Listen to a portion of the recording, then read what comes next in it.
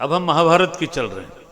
महाभारत में पूरी सभा है, पांचों भाई बैठे हैं, अर्जुन भी बैठा है, भी क्या नाम है, धर्मराज युधिष्ठिर सब बैठे हैं, भीष्म पितामह बैठा है और दुर्योधन द्रौपदी को नंगी करने जा रहा है, साड़ी खींच रहा है। दुर्योधन द्रौपदी की साड़ी खींच रहा है। एक स्त्री क्या पूरी भरी सभा में बेइज्जती कर रहा है, अपमानित कर रहा है, और वहां एक एक से धुरंधर पहलवान विद्वान बैठे थे, एक शब्द नहीं बोल रहे। ये क्या है? ये आपकी कमी है, ये वहां भी दिख रही थी।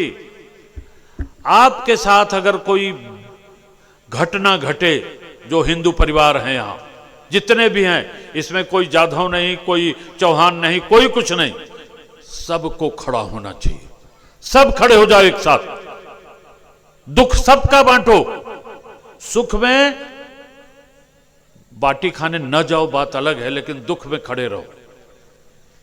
तो वहां सारे लोग बैठे हैं, भीष्म पितामह सब बैठे हैं, किसी ने एक शब्द नहीं कहा।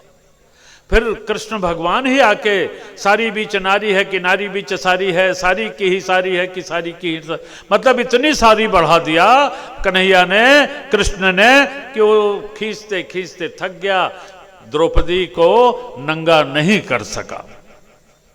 ठीक, तो वहां भीष्म पितामह बैठे। अब भीष्म जब मरने की तैयारी है तो काहे पर लेटे हुए जानती हो ना, वो सरसैया, वहां बाण हैं, सैकड़ों बाण हैं, उसी बाण पर लेटे हुए हैं।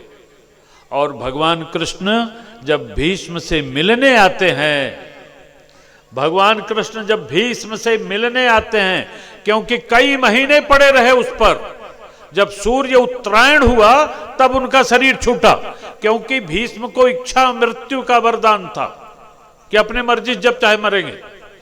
तो भगवान कृष्ण जब आते थे तो भीष्म जोर जोर से रोते थे। भगवान के सामने भीष्म जोर जोर से रोते थे, अरे बड़ी गलतियां हुई, बड़ी गलतियां हुई, बड़ी गलतियां हुई, रोते थे। महाभारत में भगवान के सामने कौन रो रहा है? भीष्म। और रामायण में भगवान जटायु के सामने रो रहे हैं, राम। जटायु को गोद में लेकर के राम रो रहे हैं कि तुमने हमारी पत्नी सीता के लिए कितना बड़ा त्याग किया, अब मैं तुम्हें जिंदा कर दूं, जीवित कर दूं, तुम्हारे प्राण फिर वापस लाऊं, तुम्हें मरने नहीं दूंगा। जटायु ने कहा नहीं नहीं नहीं, हम आपके गोद में ही मरना चाहते हैं। भगवान रो रहे हैं और जटायु हंस रहा है, और उधर भगवान हंस रहे हैं और जीव रो रहा है। जो एक स्त्री की, एक माता की मदद करने वाला था, गंदा से गंदा जीव रहा हो, उसको परमात्मा ने अपनी गोदी में लिया और भगवान खुद रो रहे हैं। और जो स्त्री की इज्जत में बोला नहीं, इज्जत लुट रही थी, बोला नहीं, वो बाण की सरसैया पर पड़ा हुआ है, वो रो रहा है और भगवान मुस्कुरा रहे हैं। उल्टा हो गया ना, ये उल्टा हो गया कि भगवान मुस्कुरा रहे हैं, एक तरफ भगवान रो रहे हैं। तो भगवान जटायु से क्या कह रहे हैं? राम ने जटायु से कहा कि आप तो स्वर्ग जा रहे हो, हमारे पिताजी भी वही हैं, दशरथ भी वही हैं। सीता हरण तात जने, सीता हरण तात जने, कहे पिता सन जाय। सीता का हरण, हे तात, हे तात माने बड़े को तात कहा जाता है, हमारे पिताजी को मत बताना कि राम की सीता का हरण हो गया है, नहीं बहुत दुखी होंगे स्वर्ग में। सीता हरण तात जने, कहे पिता सन जाय। फिर क्या करे?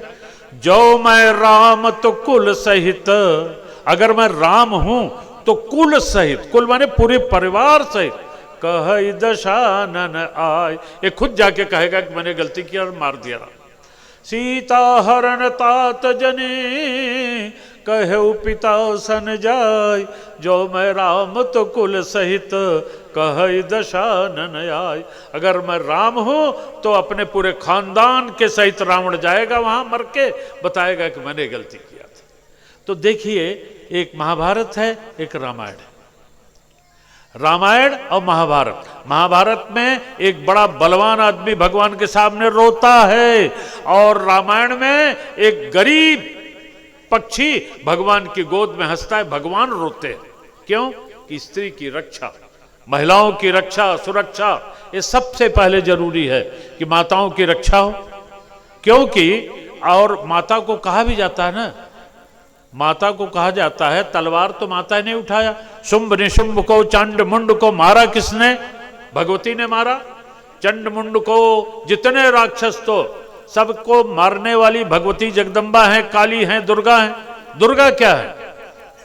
दुर्गा जानते हो? दुर्गा नाम, दुर्गा नाम जानती हो? नहीं, नहीं जानते हैं तो बोलो।